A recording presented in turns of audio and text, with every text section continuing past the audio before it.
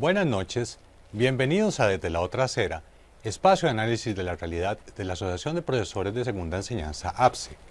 Esta noche realizaremos un análisis sobre los 2 años del gobierno de Rodrigo Chávez, para lo cual cuento con Laura Álvarez, analista política y psicóloga. Buenas noches, Laura, bienvenida a este espacio. Buenas noches, Ariel. Muchas gracias por la invitación y un gusto estar aquí con ustedes. Muy amable. También cuento con la presencia de doña Vivian Chávez, presidente de APSE Sindicato. Buenas noches, doña Vivian, bienvenida igualmente. Buenas noches, Ariel, buenas noches, compañeras. Y también cuento con la presencia de Eugenia Aguirre, politóloga y analista política. Bienvenida, Eugenia, a este espacio igualmente. Muchas gracias por la invitación, un gusto compartir con ustedes y con la audiencia. Muy amable. Antes de arrancar con el debate de esta noche, vamos a ver la editorial.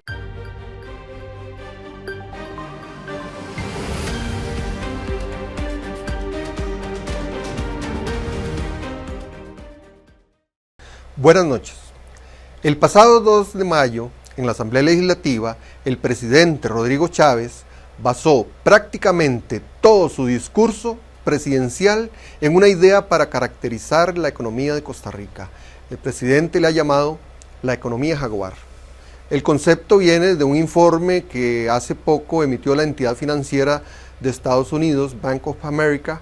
En ese informe se hace un comparativo con algunas economías asiáticas, los tigres de Asia como Corea o Singapur. De ahí proviene la relación con el jaguar para Costa Rica. El presidente Chávez tomó ese concepto prestado y lo convirtió en el centro de su discurso presidencial, vanagloriándose de logros invisibles para la mayoría de la población. Según la visión del presidente, la economía de Costa Rica está fuerte y dinámica y espectacular como un jaguar. Nada más lejano de la realidad. En realidad hay crisis en todas partes y el gobierno no está haciendo nada por resolverlas. ¿Cómo vamos a estar en una economía jaguar cuando durante el último año cerca de 62,000 mujeres salieron de la fuerza laboral? 170 mujeres por día dejan sus trabajos formales desde hace un año. ¿Cómo vamos a estar en una economía jaguar cuando el presupuesto de la educación pública ha sido el más bajo de la última década? No solo irrespetando abiertamente la constitución política, sino que recortando en servicios básicos como becas, comedores escolares, infraestructura, cierre de programas, plazas congeladas, por citar algunos ejemplos. ¿Cómo vamos a estar en una economía jaguar cuando las familias trabajadoras sufren gravísimos recortes de agua durante horas e incluso días, afectando a muchos centros educativos del país? ¿Cómo vamos a estar en una economía jaguar si la pésima administración del gobierno nos tiene a las puertas de racionamientos de electricidad, como no se habían visto desde hace más de 17 años? La economía jaguar no es más que otra de las pantomimas del presidente, una distracción, un concepto para que la gente se ponga a pelear y no se dé cuenta de los pocos avances que ha tenido el país en estos 2 años. Su objetivo es polarizar el país y seguir sembrando odio entre los costarricenses. Si por la víspera se saca el día, al final de los 4 años, lo único que veremos es el humo que nos ha vendido desde el primer día de su mandato. Para iniciar con este debate del análisis de los 2 años del gobierno de Rodrigo Chávez, le consulto a cualquiera de las 3 foristas. Bueno, vimos que el pasado 2 de mayo el presidente de la República dio su mensaje anual a la Asamblea Legislativa. Concretamente, ¿para quiénes han sido los logros de la administración Chávez? ¿Para quién ha gobernado el presidente propiamente? Si se pudiera decir cuáles serían sus principales resultados y a cuál sector se supone que estaba dirigiéndole este mensaje. Le pregunto a cualquiera de las 3. Bueno, yo creo que tenemos que acordarnos que el presidente, nos guste o no, es un gran comunicador. Y creo que a los diputados y diputadas les habló hacia el final del discurso, pero en realidad le estaba hablando a su base electoral, o al menos esa es la impresión que me quedó. También le habla a una élite, una nueva élite que se está conformando alrededor de sus proyectos, que creo que es importante también irla conociendo con más detalle, ¿verdad? Muy asociado a su financiamiento de la campaña electoral. Y para quien ha gobernado, creo que se responde con esa misma pregunta, ¿verdad? Un discurso confrontativo, con muchas amenazas en el subtexto, con además importante capacidad de sortear la rendición de cuentas, ¿verdad? Porque al final cuentas no vimos. Eso como para empezar. Sí, en ese sentido, me parece que la estrategia que utiliza Chávez es una estrategia que ya podríamos denominar a cabalidad como populista. Le interesa justamente hablarle a su base electoral. Sin embargo, más allá de eso, el discurso estuvo plagado de una serie de cifras que bien convendría poder valorar en términos de su veracidad. También a mí me llama mucho la atención lo que se omitió. No se habló del arroz, no se habló del agua y no se habló de los medicamentos, que son 3 temas que han estado mucho en la agenda política, en la agenda pública, y particularmente la ruta del arroz y la ruta de los medicamentos, que habían sido promesas de campaña reiteradas, no aparecen en su discurso. Lo que sí aparece es claramente un llamado hacia su base electoral, con mucha confrontación en un intento de generar antagonismo y de paso sumarle a la desconfianza a las instituciones, porque por eso me parece que el ataque directo hacia la Asamblea Legislativa. Ahora bien, más allá de las formas, en el fondo, ¿qué quiso decir el presidente? Porque lo que menciona Laura es cierto, tal vez no hubo una rendición de cuentas detallada o no hubo ese balance que se supone que un mandatario debería hacer sobre cuáles han sido los logros y los desaciertos de su gestión. Propiamente, ¿qué fue lo que faltó decir dentro del discurso o qué fue lo que omitió el presidente intencionalmente?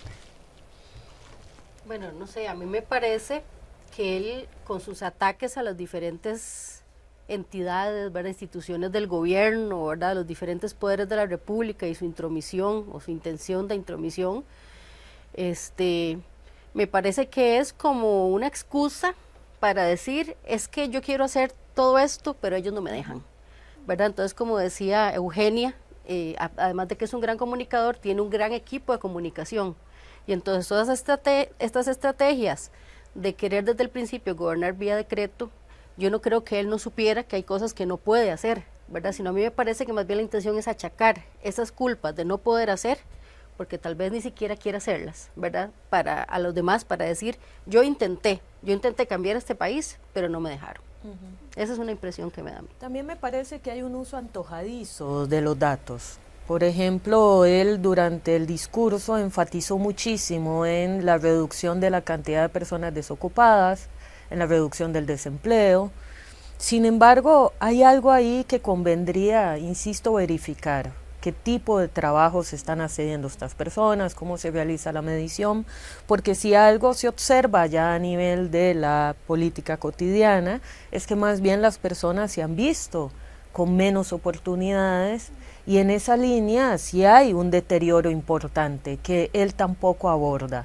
Me parece que se ha dedicado más a generar confrontación y con esto también expandir un poco su base electoral a partir de apelar a que no es culpa de él.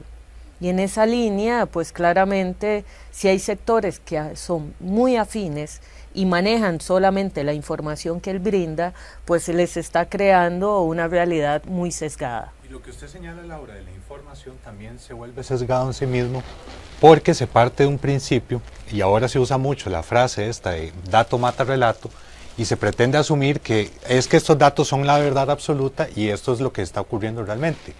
Se los digo porque ya hemos tenido un programa de este mismo espacio donde tocamos el tema de las becas y cómo mucha gente de un momento a otro quedó fuera de las listas de pobreza extrema en Costa Rica porque de un momento a otro las instituciones a cargo los eliminaron del sistema.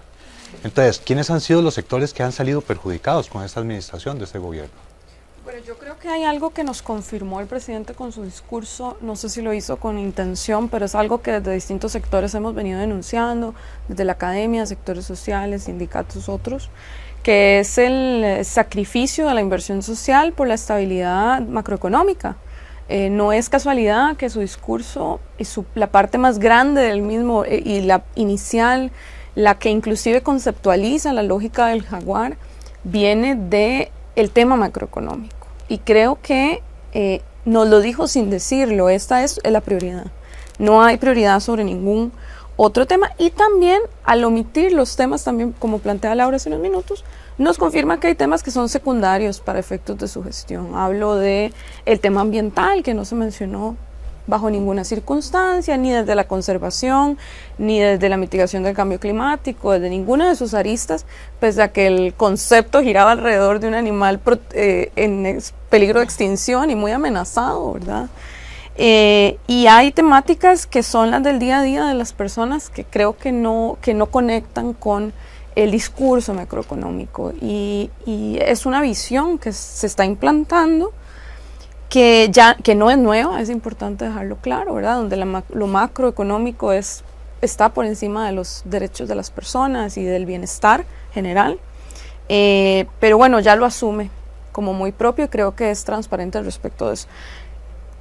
Esto fue un relanzamiento a mitad de gobierno, coincido con doña Vivian en esa línea, en ese discurso de no podemos hacer, la institucionalidad es incómoda, la institucionalidad no me permite, nos augura hacia futuro, sin necesidad de tener una bola de cristal, que lo que va a seguir es una línea de excusas de lo que no se puede hacer, porque irrumpe el orden constitucional, valga decir.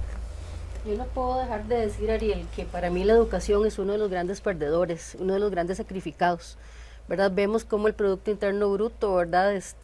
Lo que tenemos es un 5,2, ¿verdad? Del Producto Interno Bruto, contra el 8% que hemos estado tratando de exigir desde hace mucho tiempo. Tenemos nuestra acción de inconstitucionalidad en espera de que se resuelva, y tampoco veo una intencionalidad de sacarlo de la regla fiscal, ¿verdad? Entonces, ¿quiénes pierden? Bueno, los niños y los jóvenes, ¿verdad? Y tenemos a los niños y a los jóvenes donde se les ha recortado becas, ¿verdad? De transporte, de alimentos, porque resulta que ahora solo los de extrema pobreza, ¿verdad? Y habría que ver cuáles son los parámetros que se están utilizando ahora para eso también, para medirla, son los únicos que aprueban para esas becas, ¿verdad? Entonces me parece que, o sea, no le veo ninguna intencionalidad, no se escucha diciendo que puede valorar siquiera el sacar a la educación de la regla fiscal, que nos tiene una camisa de fuerza. Hoy en día tenemos cualquier cantidad de instituciones que van cerrando, que han estado cerrando, han hecho manifestaciones, huelgas, los padres de familia, ¿verdad? Y los estudiantes, porque no tienen ni para pagar la luz, porque no tienen para arreglar la infraestructura llena de ratas, como la Escuela Santa Marta, por ejemplo.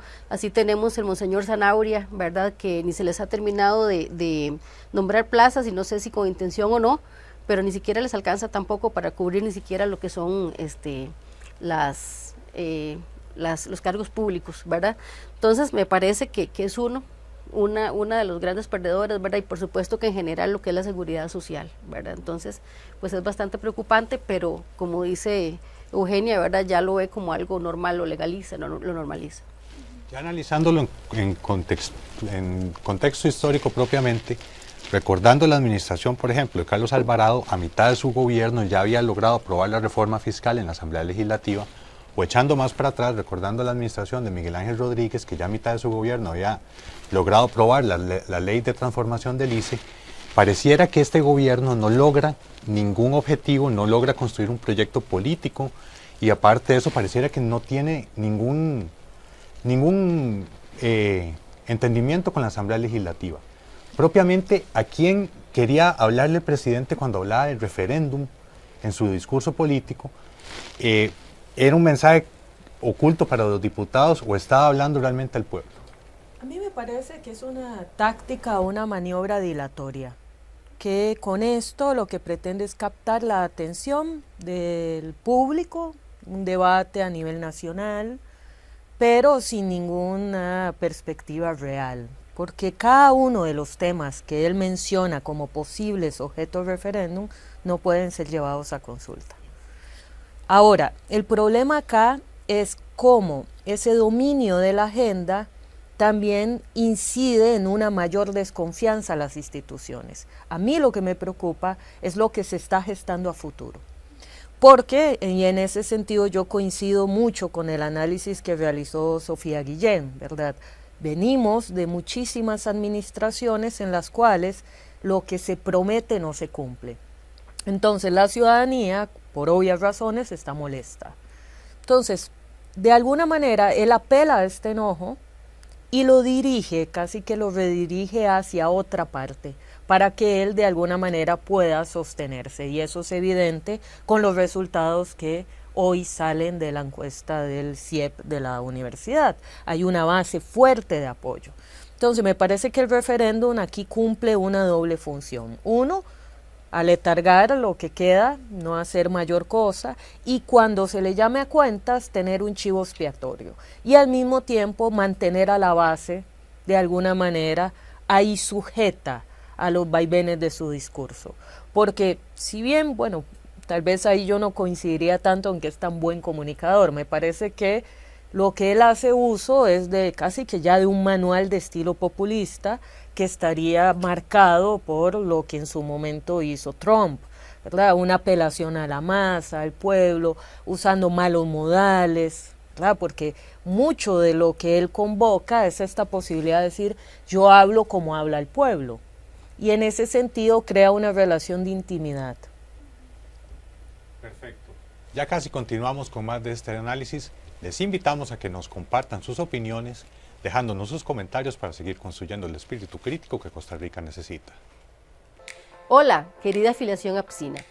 Tenemos el gusto de lanzar la primera encuesta de comunicación APSE 2024 en el marco de la campaña APSE me representa. ¿Cómo ingresan las docentes a Internet? ¿Usan datos o Wi-Fi? ¿Cuáles son las redes sociales favoritas de los guardias de seguridad? ¿Cómo reciben la información las y los compañeros pensionados?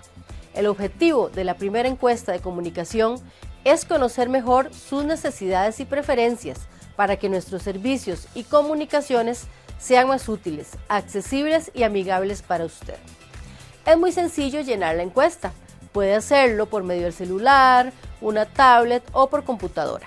Solamente debe ingresar a su perfil en la plataforma virtual-apse.cr, ir a la opción Eventos y seleccionar el botón de formulario. La encuesta estará disponible del 22 de abril al 31 de mayo del 2024 y entre todas las personas que la completen estaremos rifando 93 premios en efectivo. Además de la encuesta, realizaremos grupos focales, preguntas en redes sociales y encuestas telefónicas. El Departamento de Comunicación, en conjunto con los promotores de APSE, se encargarán de llegar a las regionales a realizar encuestas a quienes lo necesiten. Los compañeros y compañeras pensionados y pensionadas serán una prioridad en este proceso de consulta. Participemos de la primera encuesta de comunicación APSE 2024, porque APSE me representa.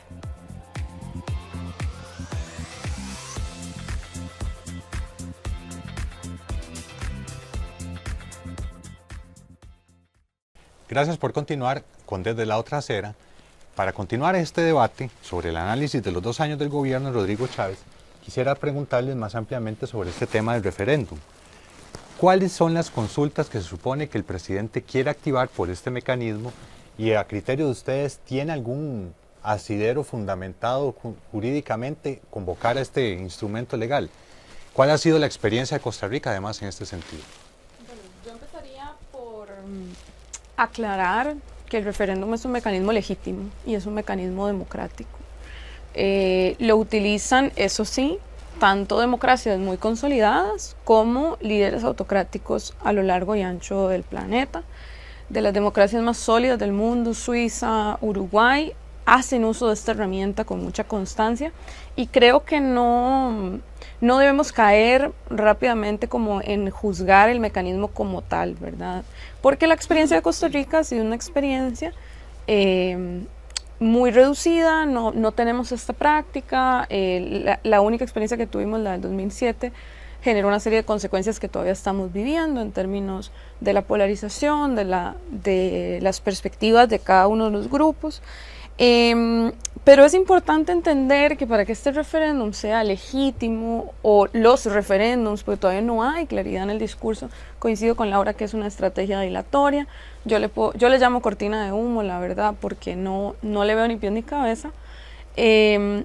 Para ser legítimo tiene que cumplir las reglas que están establecidas en el Estado de Derecho, y ya sabemos que el presidente y sus allegados no son fanáticos del Estado de Derecho, y la ley de referéndum especifica muy bien cuáles son esas normas. Y ahora vamos un poco con los temas. Cuando uno ve el discurso y llega a esa parte del referéndum, después de una serie de énfasis en muchos otros temas, lo que se ve es como una amenaza, una amenaza a las y los legisladores, porque la lista de temas que está poniendo sobre la mesa son temas donde ya la Asamblea Legislativa dijo que no, de muchas maneras. O dijo no, pero así no. Dijo, bueno, de repente sí, pero plantéeme otra propuesta, ¿verdad? Como el caso de la venta del Banco de Costa Rica. ¿A qué es a lo que vamos? La lista de proyectos es la lista de fracasos del Ejecutivo en la Asamblea Legislativa, lo que él plantea que va a ir al referéndum. El tema es que técnicamente el referéndum hay materias que no permite incluir, como temas contractuales, temas tributarios, temas relacionados con derechos humanos, y en eso va a tener que valorarse muy bien cuál es la estrategia. Hay un libro muy famoso en temas de referéndum que se llama El diablo está en los detalles, porque en la consulta, en el mecanismo de democracia directa, pues hay que hacer una pregunta, hay que establecer un periodo de campaña electoral, hay grupos y financiamiento electoral alrededor de cada uno de estos de estas disposiciones. Hay que construir además una pregunta que se conteste con sí o no, como si la realidad fuera así de concreta, en blanco o negro. Y para cerrar esta idea, que me parece importante decir, a propósito del diablo está en los detalles, hablo del tiempo. Da tiempo realmente de construir una iniciativa, un proyecto de referéndum por iniciativa ciudadana, porque ya el legislativo dijo que no, ya cerró esa puerta, en palabras de su presidente. Bueno, eso es lo que está por verse.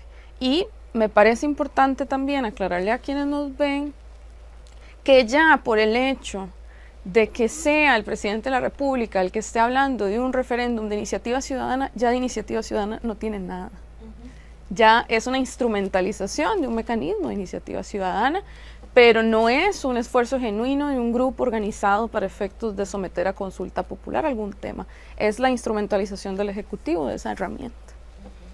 Yo además pienso, ¿verdad? Bueno, y la misma línea que ellas es una línea, una medida dilatoria, pero además también me parece que es una estrategia sobre su imagen también. ¿Por qué? Porque después de tener una imagen casi perfecta al inicio de su gobierno, ¿verdad? Por todos sus seguidores, por no llamarles de otra manera, por respeto, ¿verdad? Cae, ¿verdad? A un concepto de mediocridad, ¿verdad? Ya muchas personas abren los ojos, se dan cuenta que no es lo mismo decir que hacer, ¿verdad? Y me parece que él lo que hace es tratar de volver, ¿verdad? De levantar esa imagen, de decirle a la ciudadanía, aquí estoy, vengo a hacer cosas que prometí desde el inicio, yo dije que iba a cambiar esto o lo otro, pero que nada más, como dice bien Eugenia, ¿verdad? Pues es venta de humo como comenzó haciéndolo desde el inicio. A mí me parece que es una estrategia de ese tipo. Ahora bien, dentro del marco que hemos estado escuchando, el análisis del gobierno de Rodrigo Chávez, nos surge una duda, y es por qué algunos sectores de la oposición lo han calificado a él como una amenaza para la democracia. ¿Ustedes qué opinan? ¿Ustedes consideran que efectivamente el presidente Chávez sea una amenaza para la democracia costarricense? ¿O no es tan...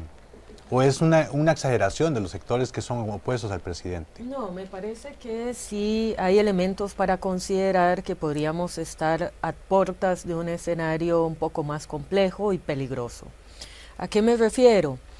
De que parte de lo que se discute contemporáneamente sobre populismo tiene que ver cómo esto puede estar inscrito en las dificultades propias de la democracia para poder responder a demandas políticas y sociales. Y eso es clarísimo en nuestra población. Hay una cantidad de insatisfacción que se ha venido acumulando a lo largo de los años que claramente incide en la confianza que se tenga en la institucionalidad. Ahora bien, yo no voy a defender claramente a cabalidad a la institucionalidad. Hay muchas cosas que han desarrollado y ejecutado de mala manera. Y eso es lo que nos ha llevado un poco a este escenario. Sin embargo, tampoco estaría de acuerdo con que la ruta sea pasarle por encima. Creo que ahí es donde está el peligro. El constante llamado a instrumentalizar el pueblo, que en eso coincido profundamente con Eugenia, le brinda a estos sectores afines la posibilidad de pensarse como personas soberanas. Y ese aparente control sobre sí, porque es aparente, es muy tentador. ¿Por qué? Porque entonces él lo que hace es casi que pasarle por encima las mediaciones institucionales, a inclusive el propio aparato jurídico, y decirle a la gente, mira, el problema no soy yo, El problema es la institución democrática. Entonces, el peligro no sería para mí él en sí, sino lo que viene. ¿Qué tipo de demandas, qué tipo de expectativas se van a gestar alrededor de la figura de un presidente que cada vez más depende menos de partidos políticos, cada vez más depende de una agenda ideológica con contornos definidos y se vuelve justamente un discurso que apela a lo inmediato, a lo simplista y muchísimo a de alguna manera atajar los afectos que circulan, que son de venganza, de revancha, de odio, de frustración, cosas que uno ve en redes en todo momento en el que se trata de hacer una lectura crítica, es una cantidad enorme de personas que lo que llegan a insultar, a agredir. Entonces estamos generando una ruptura de tejido social muy importante. Propiamente, para concluir con este análisis, le consulto a las tres, ¿cuál es su expectativa de los 2 años que restan del gobierno de Rodrigo Chávez propiamente? ¿Y cuál debería ser el papel que deberían asumir los sectores de oposición para que Costa Rica de una vez por todas tenga seguridad en sus rutas y no que sean algo que solo viva en la cabeza de un ministro, como ocurre con la ruta de la educación? Sí, creo que plantearía una analogía que me gusta mucho explicar. Los periodos presidenciales son como películas, ¿no? Y ya vamos a la mitad, y uno a la mitad de la película ya sabe quiénes son los personajes, qué limitaciones tienen, qué capacidades tienen, ya uno sabe cuál es la trama. Y la trama aquí, yo creo que este discurso lo concreta muy bien a mitad del periodo, pero especialmente nos quita, creo, a quienes estamos en sectores que nos hemos convertido un poco en antagónicos de estas formas, ese temor, ¿verdad?, a lo que hay. Ya la agenda es clara, la discusión, las formas, y creo que el estilo no va a cambiar. Lo que va a ser probablemente, pensando en que ya hay una cortina arriba de toda esta discusión, que es la campaña electoral del 2026, lo que va a hacer es hacer pequeños cambios, pero la confrontación va a continuar, el estilo va a continuar. Yo no creo que vayan a invertir desde la administración algún recurso en darle un giro.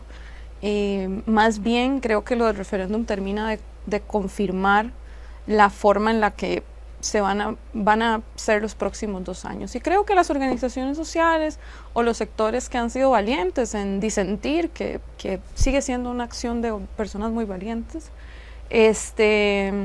tienen que continuar en ese trabajo, porque es parte, el conflicto y la disidencia es parte también de la vivencia democrática. Eso sí, con las posibilidades del recrudecimiento de algunas condiciones de mucha conflictividad y la lectura siempre muy cuidadosa del proceso electoral venidero.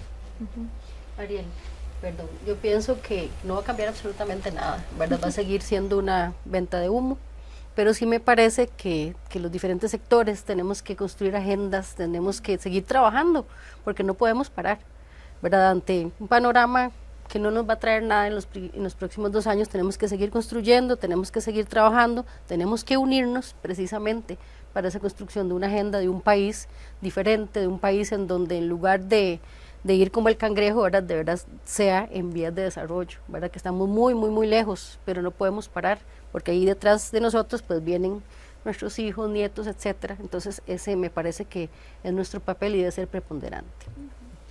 Me parece que el principal desafío está en cómo de alguna manera situar el tremendo deterioro que tenemos a nivel social y económico.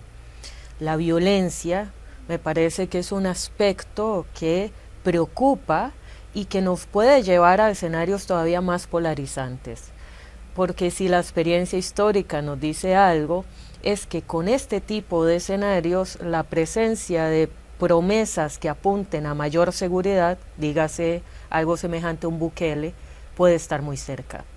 Entonces es una combinación de factores que puede llevar a un escenario muy, muy, muy peligroso, y en esa línea las diferentes organizaciones, partidos de oposición, todos los sectores que nos hemos mostrado antagónicos, tenemos que seguir sosteniendo al menos la denuncia, no silenciarnos, porque esa es al menos una primera vía. dejar esto bien claro, porque efectivamente no creo que vaya a haber ningún tipo de política pública en los próximos 2 años orientados a la reducción de la cantidad de violencia y mucho menos algo orientado a evitar también el exacerbar estos odios, porque si algo se ha especializado Rodrigo Chávez es en atacar a las mujeres, en atacar a la disidencia y hacer, insisto, de las instituciones una caricatura. Y la importancia que radica en este análisis es que comprendamos el papel que tenemos cada uno en la construcción de la política por la defensa de la institucionalidad democrática. Le agradezco a las 3 invitadas, muchas gracias Eugenia por sus aportes, muchas gracias doña Vivian por sus comentarios, muchas gracias Laura por sus comentarios igualmente, a ustedes las gracias por habernos acompañado esta noche y los esperamos el próximo jueves en Desde la Otra Acera.